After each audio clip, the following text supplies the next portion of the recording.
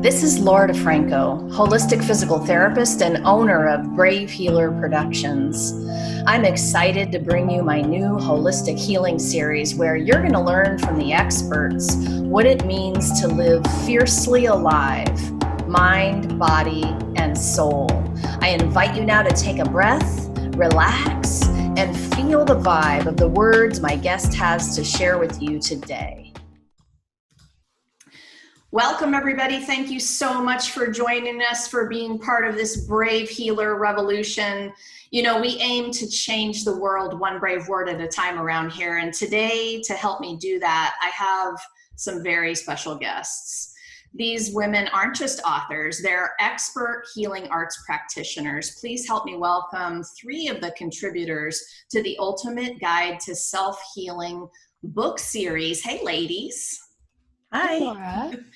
So you guys, this first book in the series was born back at the beginning of COVID, when I literally woke up one morning and asked a group of my healer friends if they wanted to help me teach the world how to heal at home. And here now, just 5 months later, I am so proud to announce that our third volume will be launching soon. And over the next few weeks, I'm going to introduce you to the brilliant, wise, heart-centered badasses who said yes to this project. So ladies, thank you for saying yes. Today I have Dr. Stacy Snow. She's a holistic physical therapist, two-time co-author of The Ultimate Guide to Self-Healing Techniques, and a functional performance specialist in Falls Church, Virginia. She helps her clients learn how to move better so they can feel strong and confident and excel in doing the things they love. Miss Sandy McKee, she is oh my goodness. Sandy wrote her bio in first person, so I'm going to pretend I am her, okay? She says, I use a positive, profound, conscious approach to personal and spiritual wellness. With over 25 years of experience in the intuitive arts and the field of holistic healing, my pioneering work navigates one into living an authentic, conscious lifestyle. My compassionate style is highly intuitive, experiential, bold, and fun. And lastly, I have Dr. Kim Bird-Ryder. She teaches transformational courses to healthcare workers, and she converts medical facility environments. These two changes make patient treatments and environments more conducive to healing. They become more psychosocially stable, or you might say more holistic. That's what we're here to talk about today.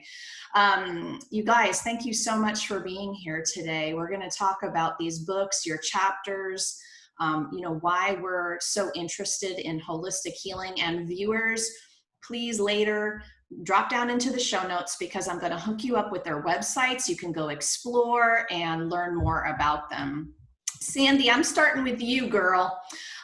You wrote chapter 14, and that is about connecting to your higher mind.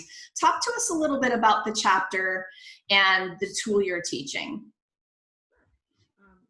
The chapter actually was written from a game that I developed, and the game is, it's called the Game of Perceptions.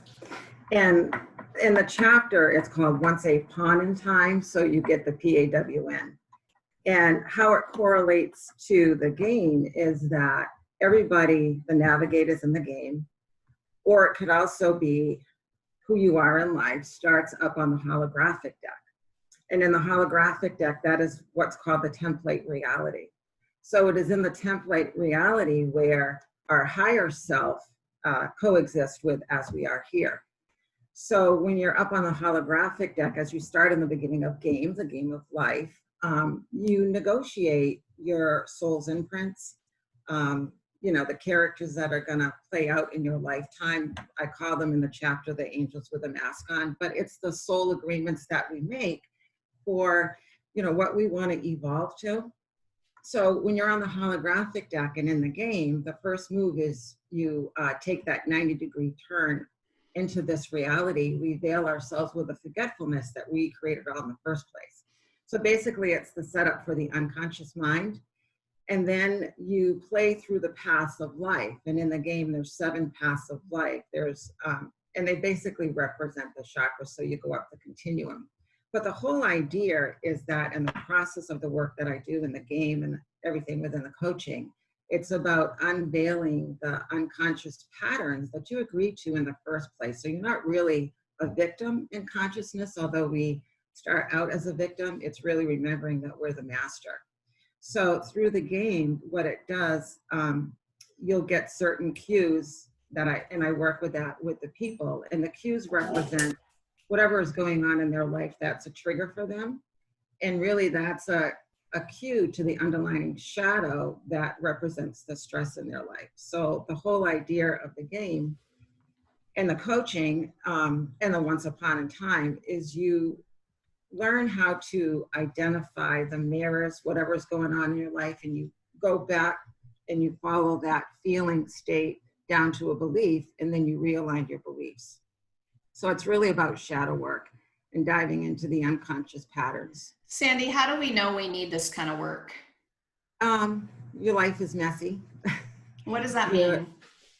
Well, let's say that you are stuck and there's something you want to create in your life, but there's this habitual, it's a habitual feeling like I just can't do it. I don't know what's wrong with me. And it's usually because there's something unconscious that's stopping you. Or, it can show up in relationships. It can, if you have an addiction, let's say. So, it's the wheel on the hamster, so to speak. So I'm going to ask you one more question. I'm going to just say out loud to everyone, these books, you guys, they're amazing, powerful toolkits for mind, body, soul, spirit, everything you can think of type of healing. And you know that the integration of all of those things is what makes healing authentic and effective. And so we span the whole spectrum of, what it means to heal. And so sometimes it's really you guys having an idea of what's possible. And that is part of the mission of these books. And so Sandy, I just want to I want to ask you one more question about that, because we're going to have people listening to you who have no clue what you're talking about. Right. And I want to bring it right into their real life. They're sitting at home, and what is the stress for them that's happening? Can you give me one example of maybe one of the clients you've worked with? What was the big struggle? Let's say that they're dealing with issues of being overweight. And, they say that, well, today I'm going to start my diet. And they are going through by Dunkin' Donuts as an example. And it's like, well, I'll just go by and have a cup. No Dunkin' Donuts. I won't have cream in it. And then they end up getting a donut. And what happens is that unconscious piece at that moment just took over. So that unconscious piece gets into the driver's seat and starts navigating your life instead of your higher mind. So it's working with that piece so that they can become aware of it. They got triggered. And, we're always going to go to what is less painful for us, because it's painful the same way. So it's really helping people to, you get comfortable in the uncomfortable, and then you don't know you're uncomfortable anymore. So it's going to that level with that person so that, bring out that piece so that they can deal with it. And it really takes a coach to do that. I don't think it's anything that somebody can do alone. And the unconscious mind, I also do hypnotherapy, and I have a lot of other tools that I work with. I work with a biofrequency. It's called healing. And sometimes you need that extra help with the unconscious mind to loosen it up. Yes, no doubt. And you guys in the books, you're going to read these powerful chapters, and you're going to be able to follow a tool that you can do on your own. And I think, I'm going to ask you gals in a minute to talk about that empowerment when you empower your clients to be able to do their healing. So I'm going to move to you, Dr. Kim Bird-Ryder. Tell us about Chapter 4, Mastering the Monkey Mind. What's that all about? It's really an exercise. So I'm a physical therapist and a psychologist, but I love coupling the two together. So that brings you to the mind, body, spirit connection, or pulling them together. And so in the psychology world, it's all mental. And in the PT world, it's all physical. And the truth is, it's an integrated unit, and addressing them simultaneously, I find, is a faster track to solving a lot of these problems. But we don't know how to bring them together. And so I love mindful exercises like yoga and Qigong and Tai Chi, and even Pilates is a mindful exercise, Feldenkrais, Watsu, those are all very mindful. So I'm using an exercise to do such a thing, because in the monkey mind, we've all sat in meditation and went, your mind is just bouncing around and you're like, I'm not doing this right. I'm not doing this well. I've been doing meditation for almost 30 years, and you all have too. And it's still just as challenging as it was the first day that you started. You keep thinking this is progressive, and it's just not, because you have to link the tools with it many times to get it to be a little more functional. So in this chapter, I find that the more intense the exercise is, the quicker the mind-body connection happens, because you have to pull them together or you'll fall out of balance, or you won't be able to do the yoga pose. So I've chosen the extended side angle because it is one of the hardest yoga exercises, although anyone can do it. It's a beginner type exercise. It's not like standing on your head or something that's complicated. And it also, I researched it to see what muscles it affects. It's one of the only ones that strengthens and stretches every single muscle in your body, every single one, if you do both sides. So it's stretching a set and strengthening when you go this way, and then it flips the other way. It strengthens the other set and stretches the muscles it was strengthening on the other side. So it's a really interesting yoga pose. If you're going to do one, that's it. And it's safe. It's pretty safe. But it is intense, so you have to the mind has to come right into the present. It has a balance perspective to it too. Any of the balance poses, your mind has to be right in that exercise, otherwise you'll fall down.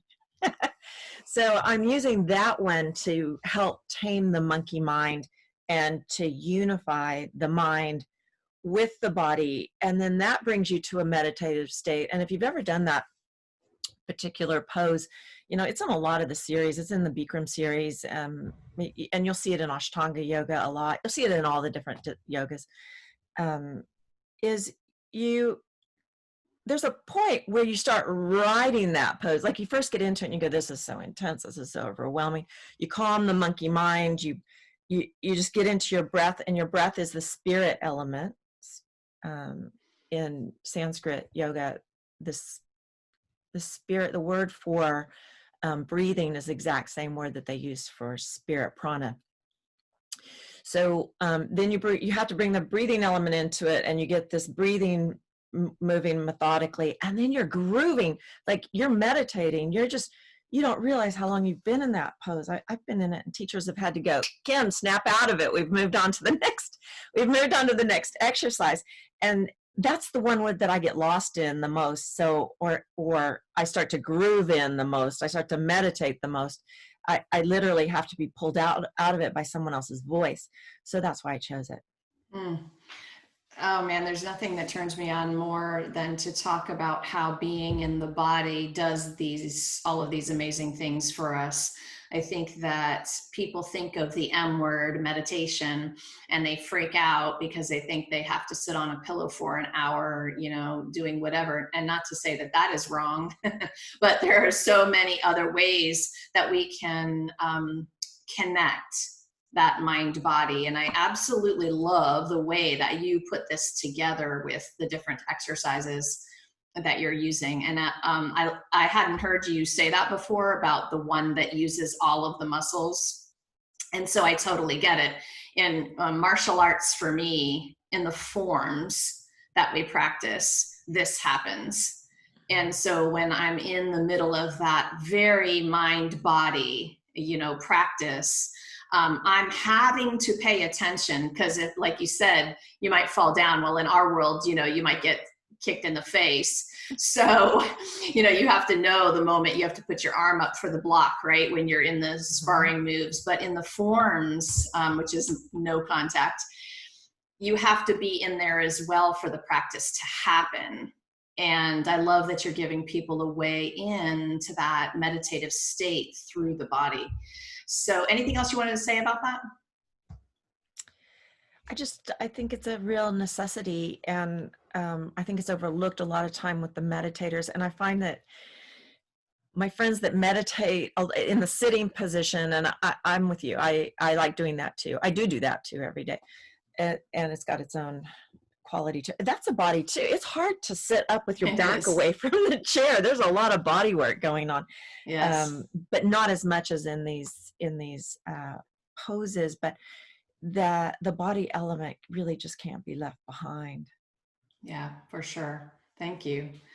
Miss Stacy, talk to us about chapter 2, the self-care prescription. So self-care, you guys, whoa, it's a hot topic right now.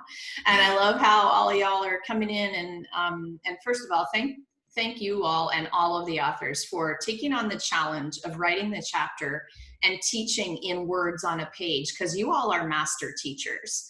You can sit with your clients, you can help them in that way, but to say yes to the challenge of actually writing it in a way that people can learn and do and have an experience, I just say thank you for taking that on and doing it so brilliantly. So Stacy, tell us a little bit about the self-care prescription. Sure. So my chapter was on writing your own self-care prescription. And so basically, similar to Dr. Kim, I wanted to combine the physical aspect as well as all of the mindset and the self-care and all of those things and bring them together. And so, we have all these tools, especially with these 3 volumes of this book. That's 75 different tools that are addressing the mindset and the physical body and, all of these amazing tools. But what happens is if we don't get really clear on what tools work the best for us, sometimes it just kind of swirls around in our minds and doesn't become an effective plan. And so I wanted to put it together where we would look at the different pillars, which in my chapter, I had 10 different pillars of having an optimal health and life. And so those encompass a lot of different things: stress management, sleep, exercise, nutrition. So these are probably all things that we're all familiar with. And, we know that these are part of a healthy, holistic lifestyle. But it was kind of putting them all together and figuring out which ones you're really needing at the moment the most and prioritizing them. So in my chapter, I had put together an exercise that I use a lot, both with myself and with clients, where we are kind of listing out what all of these pillars are, and then we rate them. So 0 to 5. 0 means that we are not at all applying these to our lives. We're not really happy with where they are, what level they're at in our lives. 3, it's kind of average. It's okay. We're applying it, but it could be better. And 5, it's great. It's excellent. We're very happy with it. It feels like it's doing what it's supposed to be doing. And so basically, once we take those rankings, then we look at the ones that are the lowest, meaning we need to really prioritize those probably a little bit more in our lives. And then we'll make a list of those. And so it just makes it very clear to see what things are missing and what things are there and what, how balanced and well-rounded our lives are looking, but on paper. So on black and white, where we can really see, okay, how effective is this practice that I'm doing? What are the results that I'm seeing because of it? How is my body feeling? How's my mindset feeling? How am I showing up in the world? And so if there's a couple that are on the lower end, then we'll go through a practice where we see, okay, what are the obstacles that are keeping me from being able to rate this a 5, where I'm feeling really amazing in this aspect of my life. And so then we want to list out what those obstacles are. And that helps so much just to be able to get that clarity to see, with sleep, could I is my room not set up? Is it too hot? Do I have a lot of things on my mind that are keeping me awake at night, that are, making it difficult to fall asleep or stay asleep? And then just getting clear on what those things are that are interrupting that. And then once we know that, then it's much easier to address it, as opposed to just kind of having it swirling around in our minds and wondering what's going wrong, why is this not working? And then once we have those obstacles, then we can come up with some action steps. So just very simple, small things that if we start putting those things into place, then that can start making those positive changes. So as far as sleep, if any of those obstacles are coming up, then it could be lowering the temperature in your room. It could be doing a brain dump, which is something that I really recommend a lot with my clients and use all the time myself. Just taking 5 or 10 minutes and listing out every single thing that's on your mind, no matter how big or small, that could be taking up that mental space and waking you up at night or keeping you from sleeping. And then once you have that in black and white, then you can start putting those action steps into place and then starting to make those positive changes, which will then carry over into every other aspect of your life and start bringing that balance in. Yes, yes, yes. I'm a fan of writing things down. And when you get it out of your head, that's, I think, one of the most important things that you're talking about is you make it real by making it out loud in spoken and written words. So you guys got to get that stuff out of you. And then the next most important thing, I think, is the plan or strategy, both of those things together, but getting it down gives you the ability to create the strategy like that. So I loved your chapter, and it's actually why it's up front in the book, because once people have an idea of how to write that prescription for themselves, they can take all of these different tools that follow and they can help plug in those puzzle pieces right into their strategy or plan. So thank you for that. And I'm going to stick with you for a minute and move on to a topic here that really, I love talking about authentic healing, holistic healing. Holistic and authentic, I think, go together in a certain way. But for you, in your own words, what difference does that make in the grand scheme of healing, that this is a holistic approach? So I think so much of our healthcare as we know it is not holistic. And it's really just focused on, okay, you have this injury in this particular area, or you have this illness. How do we treat this particular thing? And just really dial into that specific thing. And I think that we've seen pretty clearly that that's not very effective a lot of the time, because no person is just this tiny little aspect. There's so many factors that go into every injury, every illness, every mental illness that people have, every physical illness that people have. And so if we fail to address all of those things, then we're doing such a disservice to that individual person. And there's a huge ripple effect from that. So I think it's so important that we try to make changes in our own little ways that we can to basically change healthcare as we know it, and make it so that that becomes the norm, where a person who has an injury or has an illness, whatever type it may be, they're looked at much more as a whole person and figure out mentally what is going on with them. What does their stress look like? What are areas in the other parts of their body look like that may be affecting that injury? How is their energy? How is their recovery? How are they sleeping? All of those things. And if we don't look at those things, we're really missing a huge thing. So I've just found that is so important. As a physical therapist, people are normally coming to me because they have physical pain somewhere.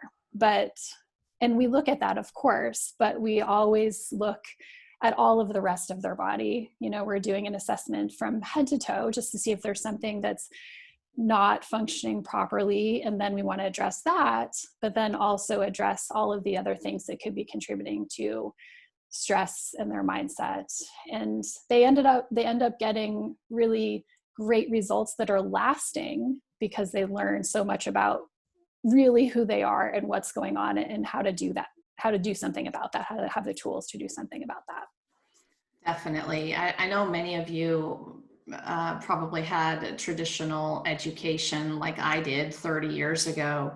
And I'm so happy and proud of myself for picking up on the holistic bandwagon early on, because otherwise we would have been missing big chunks and big pieces of the pie and really not fully helping people, right? So as a fellow holistic physical therapist, of course, I resonate with everything that you just said. And I loved early on in my career meeting mentors and some of my teachers who were already looking at that whole person, mind, body, soul. They were, encouraging me and modeling, asking those clients about their relationships and their work life and all of the different things that could have been affecting them. And if we hadn't really known those important little nuggets, that maybe they had lost their job that week, or they had lost a loved one, or all of the things that make up life, right? That we could be missing a big piece that was tying in to their injury or pain. And so that was part of my story in terms of holistic. Dr. Kim, talk to us about that. What else do you want to say about the holistic approach and what's important about that? Maybe this is a practical take on what you're talking about, but we've done a lot of research, and I say we, by the medical community, has done a lot of research on this subject. And they've come to the conclusion that interdisciplinary care is best. And that's where all the different, the psychologists and the PTs and the doctors, and they come together as a group and they discuss their patients together. And then they come up with a strategy for that patient. That is the best model. We've proved it.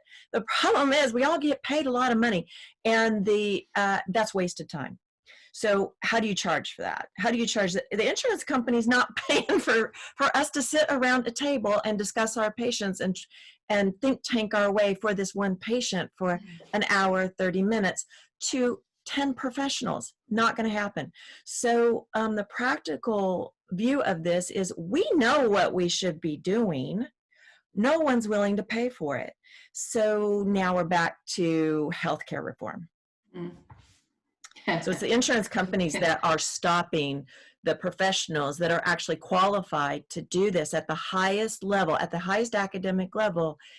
We all know we want to be holistic. The doctors want to be holistic. The nurses want to be holistic, but our hands are tied in that system. So because we get reimbursed. Right. So it's the people that are doing self-pay, the holistic healers, that are really able to unify this all together. Now, here's another problem. You got to be rich. You can't afford, I want a massage every day. I can't afford it. I want acupuncture. I want holistic. I want this. I want you. I want you. I want you. I would do this 2 hours a day. I know the value of it. We know the value of that too. We've got that all researched out. We can't afford it. Right. So and plus I also pay about $600 a month for my insurance. So I can't do both. I have to choose one or the other. And that is the predicament of the American person. And I don't know how to girl, crawl whole out of nother this. podcast, right? Holy moly. Exactly. That's the predicament we're in. Well, okay. So I'm going to say to the viewers that, part of the mission when the idea of these books came was that I knew everything that, Kim is saying about this topic. And it's so frustrating as a healthcare practitioner. All of that is so frustrating. Like there's no piece of that that isn't frustrating. And I also knew that empowering my clients to be able to do some of these holistic tools at home by themselves was going to be really important. And also, we're going to talk about this. I want each of you to answer the question about empowerment. But for so long, the model was you come lay on my table and I fix you. And that's disempowering. And not to say that we all don't need a little help once in a while from a skilled practitioner that can take us in the right direction, right? But teaching people how to take care of themselves is so important. And so part of the mission with the book was to be able to give people for not a lot of money. And of course, I give these books out for free quite a bit. And I want people to understand that most everyone you roll with in the holistic healthcare field really does care and cares about the fact that people can't afford it and really want to change the way healthcare is done here, you know? And so when you walk with these kinds of practitioners, that's who you're walking with. So again, thank you. I just keep wanting to say thank you to all of you. You all care so much about the people you serve. It's so important that we continue to do things. And that's what's so great about your books is we, as professionals, we're able to do this. It's kind of a free outlet for us to be able to give information to people who are yearning for it, that are in that predicament I'm talking about. So that's how they search out this information, and we can contribute. And these books are incredibly important, and they are incredibly helpful. This is the only way we can get to the general public at this point. Yeah, for now at least, we do what we can, right? Mm-hmm. Sandy, talk to me about holistic in your world. When you think about providing a holistic approach for somebody, why is that important? Can't hear you, my dear. We've been having audio on Sandy's mic. We're gonna have to come to her house and switch up her microphone. I don't know what we're gonna do with you, girl. Try again. Still can't hear you. Oh, what is going on with that Yeti mic? I'm telling you, the amount of times I've heard about how cool a Yeti mic is, I'm not believing it yet. That better? There we go. Okay, talk to me about holistic. Okay. Well, I just want to say in this year, 2020, I find that it's been a divine opportunity for people to become their own advocate for wellness. I've seen so many people not able to get in touch with their doctor, and I think it's a blessing in disguise. I mean, I believe in doctors, don't get me wrong, but people are learning to be their own advocate. And I think that it's also a great opportunity for the holistic view to come in a much more empowering way. And when I look at holistic, I only see it as mind, body, and soul. You can't separate it. We can create the illusion that we're separating the mind, body, and the soul, but it's never separated, and it's been so segmented. You know, I really think up until now, I think that the holistic approach is much more available. People talk about it a lot more, and I think that, again, 2020 has given us that opportunity, like, oh, maybe I better look at that, because these video chats with the doctors are not working, and I just got charged $175, and now my insurance really doesn't work as well anymore. So I think I do see people taking on personal responsibility for their health a lot more than I ever have. And I see people reaching out for the holistic approach. And it's impossible to separate it. It is mind, body, and soul. And I think people are getting conscious to that. I think so too. I'm crossing my fingers for it. I think that there's movement. I see the movement. I see I see a shift. I also understand that we are part of a small percentage of people who are trailblazing that. And so I always like to say to my fellow practitioners and healers and coaches, you know, if you're having a moment and you're feeling discouraged, just know that you are a unique individual for being a trailblazer for this, and to just keep going, you know, don't quit. It matters. Sandy, talk to me about one way you help connect your clients with their inner wisdom and healer and empower them in that way. Number one, the best thing you can do is listen 110% when they're talking, and then empower them to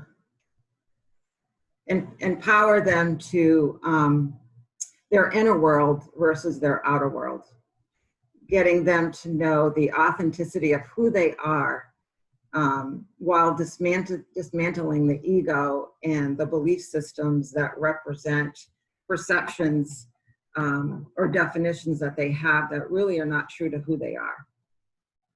So get them into their inner world versus their outer world, because the outer world really is just a reflection of their perceptions that not necessarily are always true to who they are. There's power in that inner world. Kim, what about you? Talk about one way you connect your clients with that inner wisdom. I teach courses how to the system that you're talking about, like what is going on inside. I completely agree. You've got to start coming inside yourself. And some of those courses, it's exactly what you all are talking about. One course is about rituals, of setting up rituals. And the more I do it myself, I get up at 5 and I start my rituals. It takes me about an hour and a half to go through the readings, the inner work. And I'm just really trying to pull myself inside myself in conjunction with this body. From the body inward has to be reconnected every single day. Every day you wake up and you're outside yourself. You're like, what did I do yesterday? Why was somebody mean to me yesterday? You go and start rolling the past and you start rolling the future because you got this day ahead of you.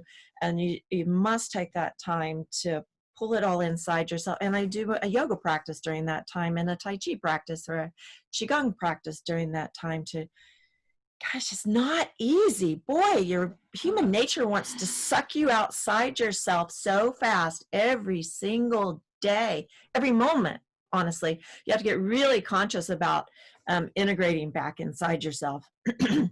And why we use the word holistic is it's not one thing. It's not one thing that's going to get this accomplished. Right. It's the meditation, it's the yoga practice, it's all of the different practices, and you have to figure out what's right for you and compile those together. Exactly like what you're talking about, like figuring out what pillars you have, and then what resonates with you at that time in your life. Like maybe Qigong is really resonating with you at pulling for an activity, body activity, and then 5 years later it may be yoga or something like that. And you can bounce back and forth as long as you know the elements of the holism that needs to come together, and you meet all of those pillars, just like you were talking about. Essentially these books, you guys are going to find 25 different kinds of awareness practices. And because awareness is healing, awareness gives you the opportunity to do this authentic and holistic healing that we're talking about. You want as much awareness as you can get, right? And so we're giving it to you in all of these different kinds of ways. Stacy, talk to me about how you empower your clients and connect them with that inner wisdom and healer.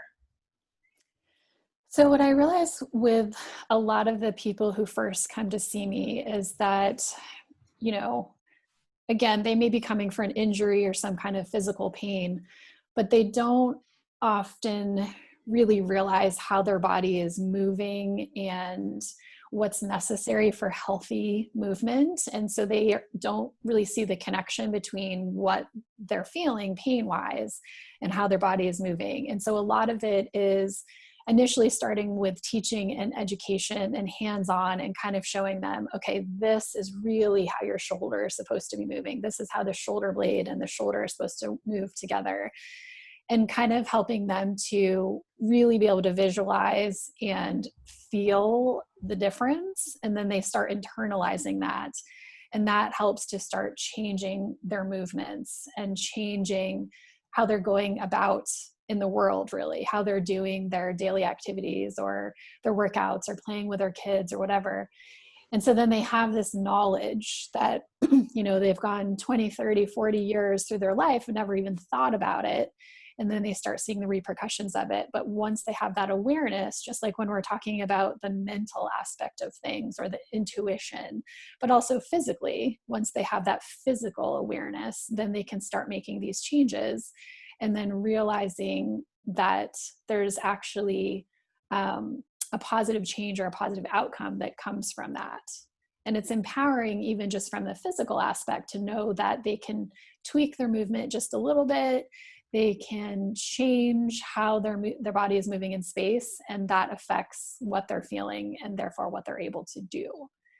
So I try to have education be a big piece of it, but kind of a give and take education, really listening to them and figuring out what their limitations are, and then diving in very specifically on how they can help to improve it.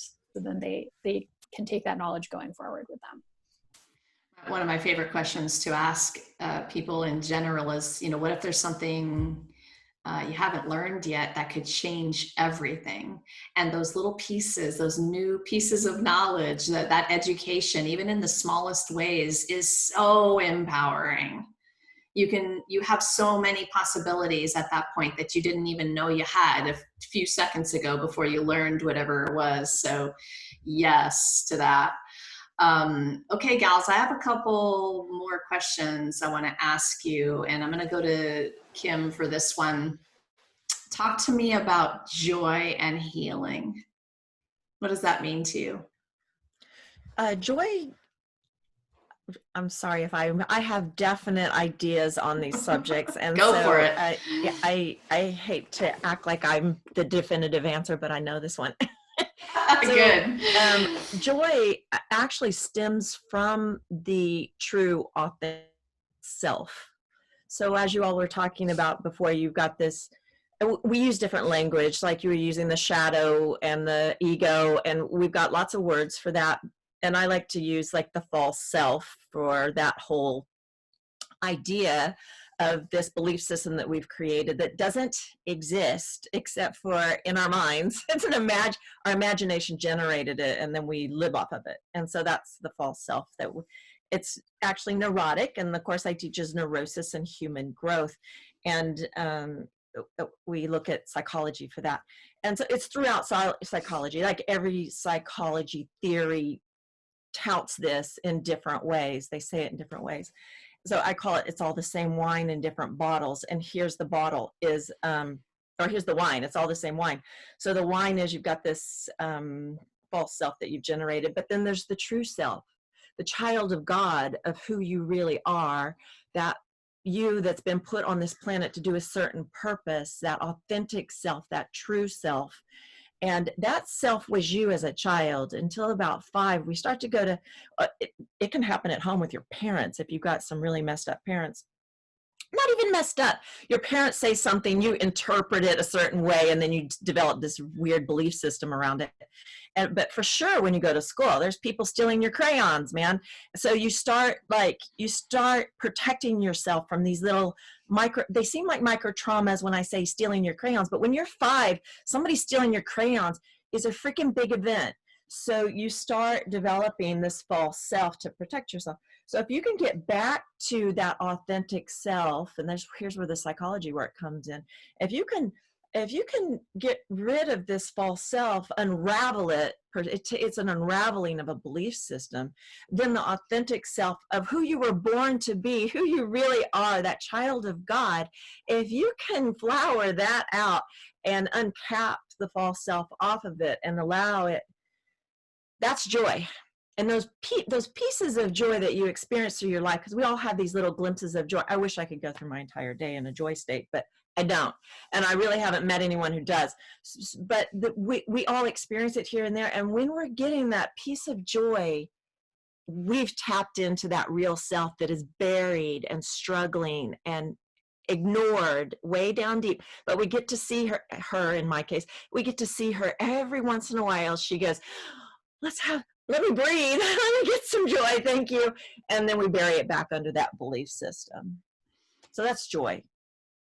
I love how you're talking about moving in and out of it, because that is the reality of that, is that you move in and out. And I believe joy is a choice. Most days you can move back in with awareness. With these tools yes, that everyone is offering you, all of them are trying to lift that false self up and away and out. And then some of the tools I've noticed with some of the authors, they're really just trying to emerge the true self up. Like the angels, what was her name that does the angels chapter? Well, Okay, we that we have bathing a in couple, the angels. yeah. Okay, that's a lifting up and out of the authentic self. Whereas the tools we're talking about today, we're trying to lift the false self up and away.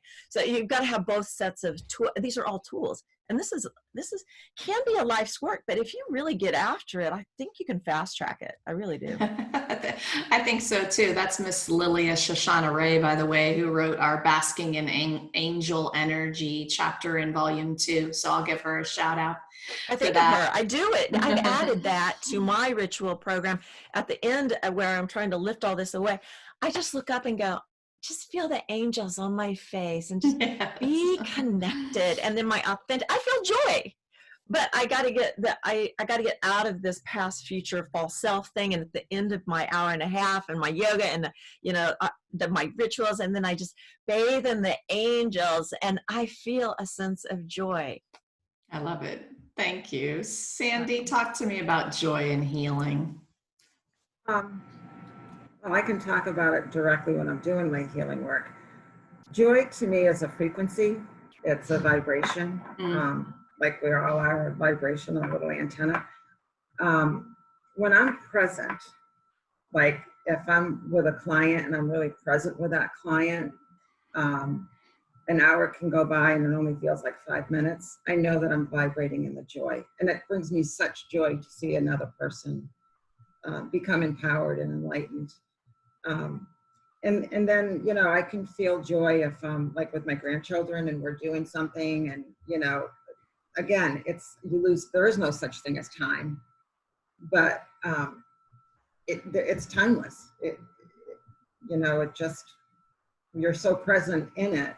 And excitement too, to me, is very close to what joy is. And it's a vibratory frequency that when you're present, you got it. Because getting there all the time is challenging, but I don't know if we're supposed to be there all the time. It's like, I don't know anybody who ever lives in that state. But it is a state that if you know that you're in, you can just start to expand and use it as a template. I can go back to that feeling state again and, just kind of keep working with it. Yes, I love that. It's the feeling of that particular vibration, you guys. And I love how you all are explaining this. Stacy, talk to me about joy and healing. So I think that being able to find your joy is definitely one of the most important secrets to living a healthy life, because of what everyone has been talking about, because of that energy and that frequency. And it just feels good. It just feels healing. It feels uplifting. I mean, it completely changes the whole dynamic in your body if you're feeling joyful versus feeling sad or down or depressed. It's a totally different feeling in your body. So I think being able to have the tools to find out what that is, because so much of the time we go through our lives and, people who are reading these books and the authors, we probably have that awareness where we can tune into that a little bit easier and a little bit quicker. But many times in the general public, people have no idea how to even tap into that or what it is or what that means for them. And so being able to find out how to tune into that and how to connect with that and how to actually even give yourself permission to believe that you deserve to have that in your life is a huge thing. And I think a lot of the tools in the books help to get to that place as well, where you can have that awareness. But one thing that I have found to be very helpful, that I've had different coaches throughout my life give me this activity, is basically, and I think probably you, Laura, were one of them at one point, but is basically just taking 5 or 10 minutes to write down everything that makes you feel joyful and happy and authentic and genuinely you and yourself, and having that list. So again, coming back to that self-care prescription that we were talking about before, but having that written out. So it's a tool that you can come back to anytime that you feel like you're, not in that state and not in that vibration, then you can look at that list. And when I've done that in the past, it's really eye-opening, because every single thing on it is so simple and so attainable. It's not like I have to have $1 million to feel joyful.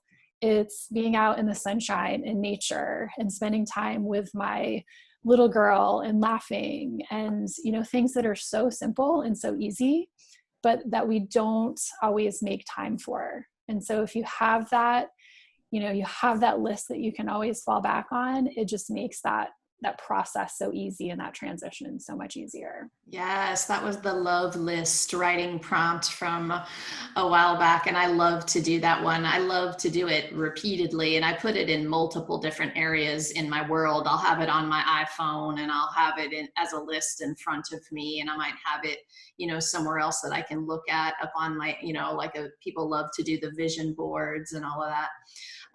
Yeah, so important. And that's how I choose, in that awareness, I'll choose to just go read it. Mm-hmm. Sometimes, it is really, sometimes, you guys, the tools are very simple. It's just a matter of reminding yourself that they exist and to actually go practice them. And we are all here to help you with what Stacy was just talking about in so many different ways. Ladies, thank you so much for being here and for sharing your wisdom today. This book that is about to launch in just a few weeks is totally amazing, magnificent, powerful stuff. Thank you for sharing your authentic stories, for teaching those tools to help people get back to that joy and that healing and those lives that they crave to live. Thank you so much. So listeners, viewers, remember, after we're finished, you can drop down into those show notes and we're going to hook you up, link you up with these healer experts in their website. Stacy Snow is at tranquilplacept.com. Sandy McKee is at sandymckee.com, and Dr. Kim Bird-Ryder, you're going to find her at birdriderrehab.com. So all of that is right down below. Go explore. Our launch is coming up. You guys are going to have a way to join us in a very special private bonus group for book owners, where these authors and many of the other 75 now authors that are in these volumes are to be teaching you, doing some live training on their chapter topics. You can rub elbows with them in that group, Q&A, anything. Where do you get this, you guys? It's such an incredible benefit of being a book owner for this amazing book series. So I'll have you hooked up down in the show notes for that too. So lastly today, everybody, I just want to ask you, I'm going to repeat that question to you now. What if there is something you haven't learned yet about this healing journey that could change everything? Time to be brave and get on that journey with us, you guys. Have a great day, everybody. Bye, ladies. It's a pleasure. Okay, and we are